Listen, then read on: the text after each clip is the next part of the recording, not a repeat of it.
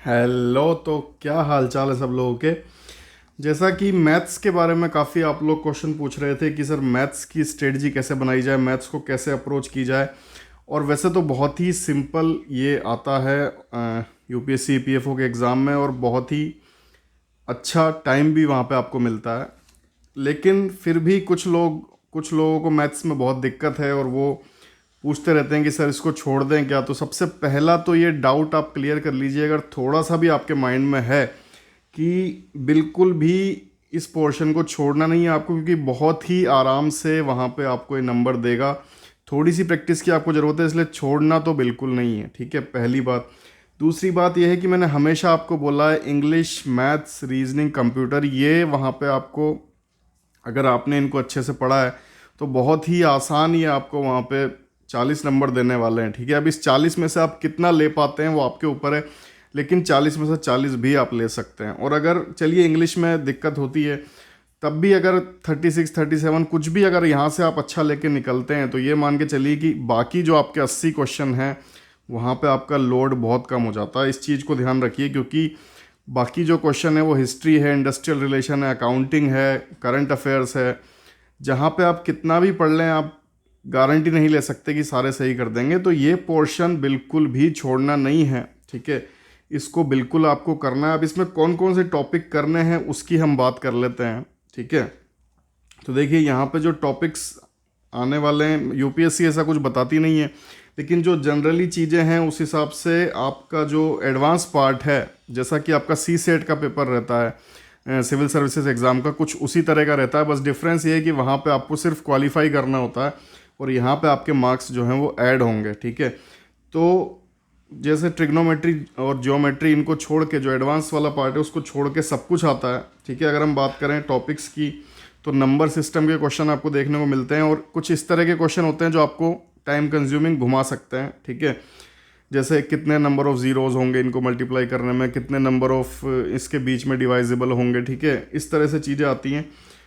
अगर जो बेसिक हमारे टॉपिक्स हैं उनकी बात करें तो परसेंटेज है, यानी प्रतिशतता, प्रॉफिट लॉस, लाभ हानि, डिस्काउंट एंड शेयर यानी बट्टा और शेयर, साधारण ब्याज, चक्रवृद्धि ब्याज आ भी सकते हैं, नहीं भी आ सकते। ठीक है, आ भी सकते हैं और नहीं भी आ सकते। हो सकता है इनसे क्वेश्चन ना आए, हो सकता है इनसे क्वेश्चन आए। ठीक है, पार्टनरशिप से ज़रूर क्वेश्चन आएगा। पार्टनरशिप है, एवरेज है, ये वो पोर्शन है जो करने ही करने हैं। Partnership, average, percentage, profit loss, discount. ठीक है, time and work, pipe and system, time distance race और ट्रेन रिलेशन। ठीक है, ये वो पोर्शन है जो आपको करना ही करना है, इसमें छोड़ने की कोई संभावना नहीं है।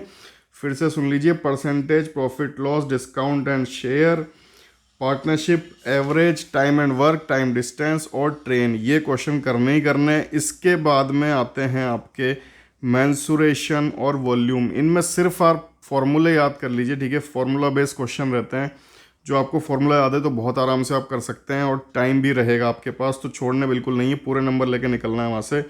अब बात करते हैं जो आ भी सकते हैं और नहीं भी आ सकते। ये है परमुटेशन, कॉम्बिनेशन यानी क्रमचय संचय, प्रोबेबिलिटी यानी प्रायिकता, और जो मैंने आपको बताया SICI यानी साधारण ब्याज, चक्रवृद्धि ब्याज, और नंबर सिस्टम का भी कुछ फिक्स नहीं है, लेकिन आ भी सकता है, नहीं भी आ सकता। अभी जो टॉपिक हैं जो आ सकते हैं, नहीं आ सकते, और आएंगे तो ऐसे टफ आएंगे, मतलब आपको टाइम कंज्यूम करने के लिए आएंगे। जो लोग मैथ्स में डल हैं, ठीक है, मैथ्स में बहुत डाउन सिचुएशन है, वो शायद ना कर पाएँ।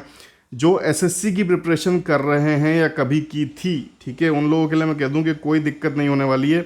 आप कुछ ना भी करें तब भी आपके पूरे सही हो जाएंगे। इस तरह का वहाँ पे सिनेरियो रहता है। ठीक है, तो बैंकिंग की तैयारी की है या फिर SSC की तैयारी की है कभी, ठीक है, तो SSC CGL का जो प्री लेवल रहता है वो लेवल आप मान के चलिए बेस्ट सूटेबल। अगर अगर कोई एग्जाम्पल है तो वो है SSC CGL का प्री लेवल। ठीक है, तो यहाँ पे percentage, profit loss, discount, simple interest, compound interest, partnership, average, time and work, pipe and system, time distance race और train relation, probability and permutation and combination, ये आपके टॉपिक्स हैं जो आपको कवर करने हैं।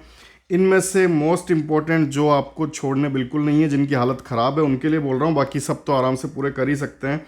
जिसको डर लगता है या बहुत दिक्कत है वो percentage, profit loss, discount, discount share मतलब बट्टा, पार्टनरशिप, एवरेज, टाइम डिस्टेंस और टाइम एंड वर्क, ट्रेन, ये आपको करने ही करने हैं। आप छोड़ सकते हैं नंबर सिस्टम और प्रोबेबिलिटी परमुटेशन कॉम्बिनेशन, ठीक है, SICI, तो ये चीज़ें आप छोड़ सकते हैं, बाकी सब आपको करना ही करना है। मेंसुरेशन और वॉल्यूम से मत घबराइए, फॉर्मूला बेस्ड क्वेश्चन है, फॉर्मूले याद कर लीजिए, ठीक है, और जो बेसिक एप्टीट्यूड पार्ट है वो करना ही करना है। तो इस तरीके से आपको मैथ्स को अप्रोच करना है, और ये मान के चलिए कि बहुत ही अच्छा पोर्शन है, आपको नंबर देने वाला पोर्शन है, स्कोरिंग पोर्शन है, इसलिए इसको छोड़ने की बिल्कुल मत सोचिए। कंप्यूटर और रीजनिंग, इन दोनों के लिए आपको कुछ नहीं करना है, मतलब जो भी बुक आपके पास है, लूसेंट है या फिर कोई भी बेसिक बुक है, बेसिक फंडामेंटल्स की बुक है कंप्यूटर की, और रीजनिंग की कोई भी बुक है, उसमें से आप चाहे करें चाहे ना करें, एक दो क्वेश्चन इस तरह के रहेंगे जो वैसे ही हो जाएंगे आपसे, ठीक है। तो कंप्यूटर और रीजनिंग के नंबर आपको ऐसे ही दिए जा रहे हैं, तो मैथ्स के नंबर भी आपको ऐसे ही मिल सकते हैं। आपको थोड़ा सा प्रयास करना है उसके लिए, और इंग्लिश के लिए कैसे प्रयास करना है किसी और वीडियो में उसके बारे में बात करेंगे।